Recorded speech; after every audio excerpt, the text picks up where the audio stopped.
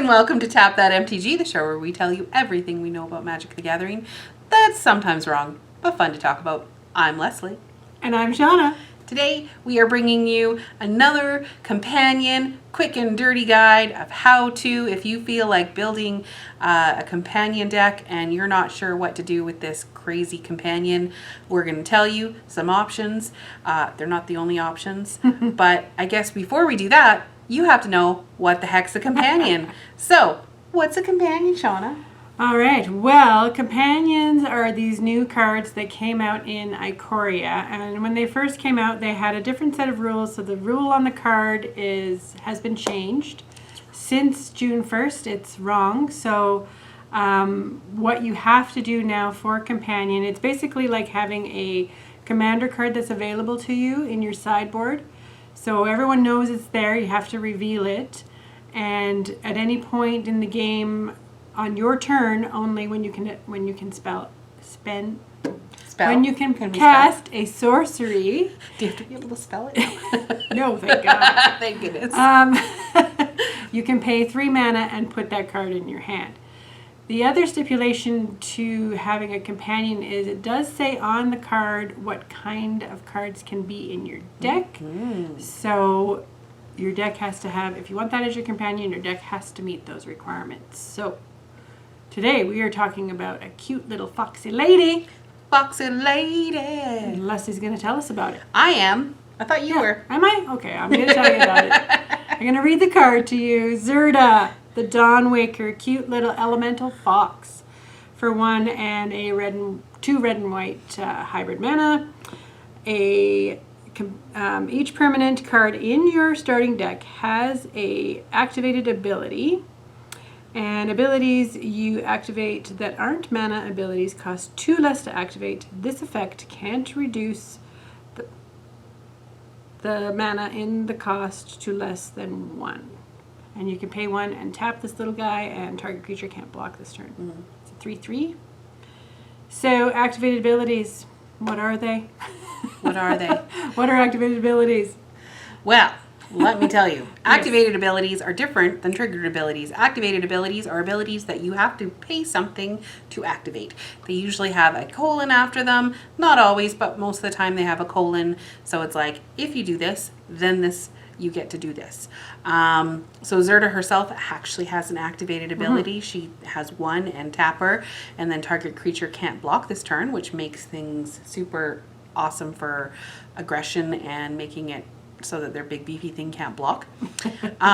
So a few things that I've seen, I don't know, we both, so this ones are, I think, close to last, and I don't know when you're watching these, but this is the last one we're filming.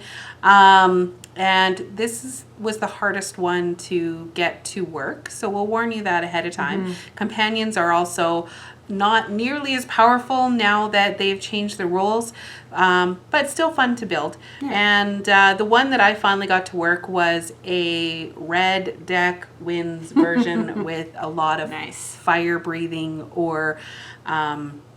There's a magic term. What is fire breathing, Leslie? Yeah, fire breathing. So let me explain that as I explain some of the cards. Sure. So Phoenix of the Ash is one example of... Sorry, I need to look this up.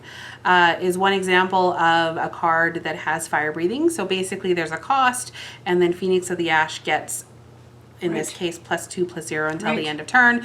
So what I did is I put a bunch of those activated abilities in that ultimately cost 2 less. So Phoenix of the Ash, it costs you 1 mana to get +2/+0 in a flyer.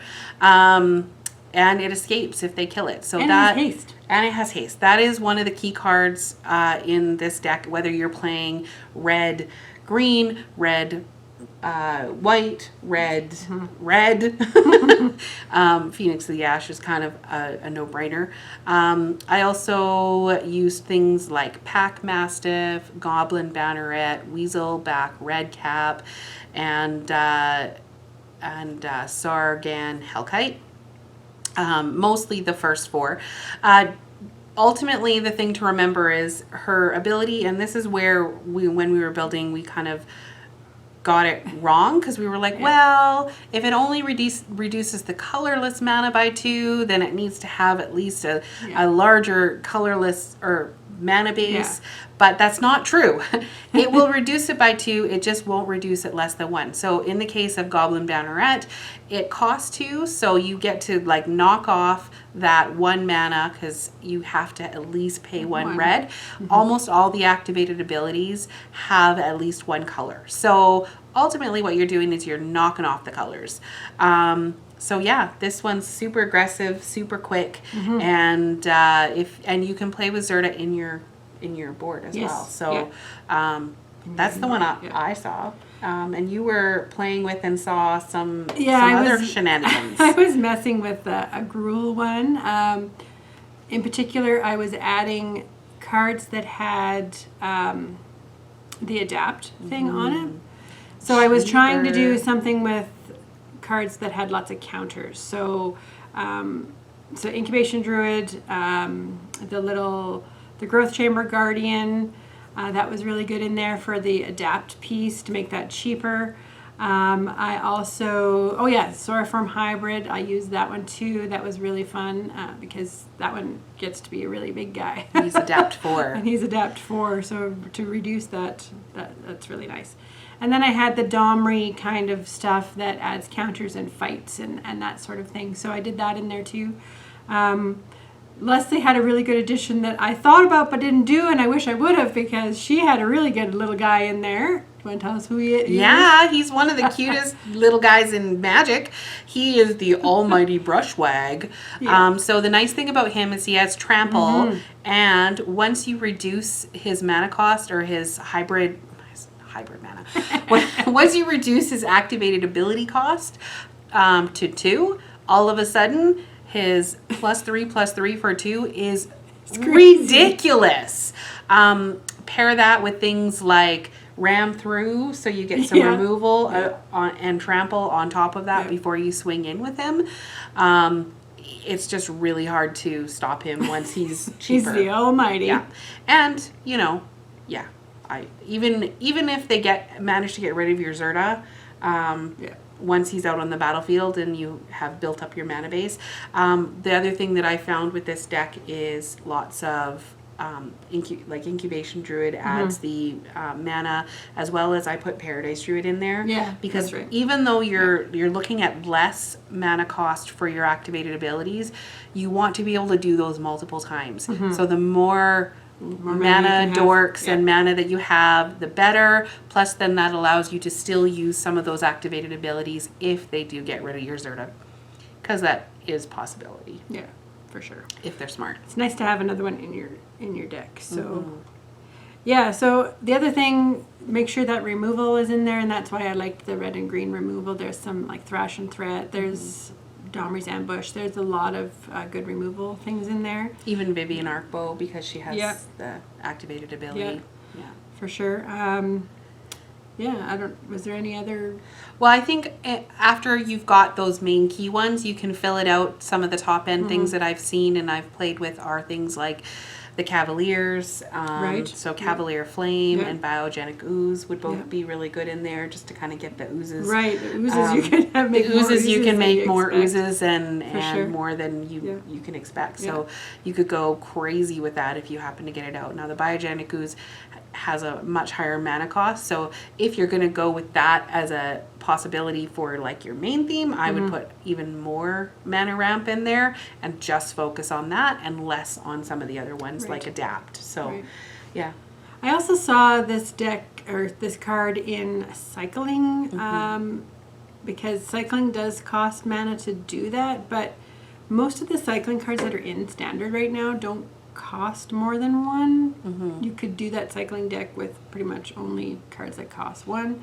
So I'm not sure the benefit there. Well, you don't need it in that deck for that deck to work really well, so it doesn't add any benefit. When you're building decks, you really want added benefit with everything that you do, and I would much rather put Flourishing Fox in and the little one pinger one. So I mean, I've seen it in Cycle, but I'm not convinced that it's a great addition to Cycle, especially as a companion. The other thing that you can put in this deck, because they have activated abilities, is Planeswalkers. Oh yes. But does it make the Planeswalkers ability cheaper? It doesn't. And why? we were struggling with that. So, why was that? Because they don't Planeswalkers, they cost loyalty. they don't cost loyalty. Yes, they don't cost anything else. yeah, so it reduces by 2 colorless mana, but you're not paying mana to activate a Planeswalker ability. You're paying loyalty, so that's why it doesn't work. So yes, But they can be you included, can so definitely it's kinda nice. include them for your things like Domri's abilities and Vivian's abilities, or any of their abilities, really. But it's not a great. We were like, oh, we could do Super Friends. Why is this not working? Because duh. It happens to everybody. You don't know unless you fail. It's always a good thing. That's a good thing to actually add to this. This deck in particular took a lot of thinking and tweaking and figuring out, and I think the companions in general have made a little bit of a challenge to doing decks. It's different than any other deck building that you've done. And yeah, since this is our last one, what are your thoughts on companions in general, as well as the rules change? Do you think that's a positive thing for the community, negative thing? Do you kind of wish it was the same? What are your thoughts? I don't think companions are really strong, for sure, or they were really strong, but I don't think they made things impossible. I think a couple of the decks that had other cards that companions made even worse kind of gave them a bad rap, I think. But like even Lurrus was such a strong deck, and everyone's like freaking out about Lurrus, and it's just like, well, you know it's there. You hold on to your removal spell. You hold on to your counter spell. Like, you know it's coming. Yeah. I actually think it's better to have them as like if my opponent has it in their deck. Yeah. I'd like to know that they have that as a You know companion, because exactly it's what kind of knowledge deck for they you, have. and you're like, okay, I know what they're playing. Whereas on the other hand, as far as playing companion, I found that for the most part, the companions are better just as cards in the deck rather than companions. So that having to play the 3 isn't impossible. It's fine, but it slows that down. Yeah. And so if you have to have this, in my opinion, you have to have this kind of like, here's how you have to build your deck, plus you have to pay extra to do your companion. I'm probably not going to play with them as companions. However, I am going to put Zirda in a Zirda deck and not have her as a companion and still do all that shenanigans. Lurrus can still go in the Lurrus deck, but now you can actually put things in there that might also benefit from. Exactly. I was playing with, if we're talking historic, I was having so much fun today with a Steel Overseer artifact deck, but I threw Lurrus in there. And so if someone gets rid of your Steel Overseer or that stupid counter or Ozolith, whatever, you can just recast that again. So it made a lot of like targets. So again, Lurrus can go in other decks just as a card, and then they don't know what you're doing, and it just gives that added benefit. I think we were talking Karuga as well. If you can have some mana ramp in there rather than Karuga as by himself, his companion, then you're going to get to your Karuga and your Garuda way faster if you have them in your deck, and then you can play with 4 of them. You can plan around it. So I like the companions. I think they're great. I think they're not as great as companions now, but we want to hear what you think. So let us know. We're happy to hear from you. You can follow us on Twitter, Facebook, Instagram, YouTube. Wherever. She's a Twitch girl. She does all our Twitch stuff because I'm too lazy to do that shenanigans. She does everything else. We're also looking at doing some like paper play regular streams, and so please join us on there. Let us know what you think about companions. Let us know what you did with Zirda, and I guess that's it for this time. Until next time, tap those magic cards and have fun doing it. Bye guys. Bye.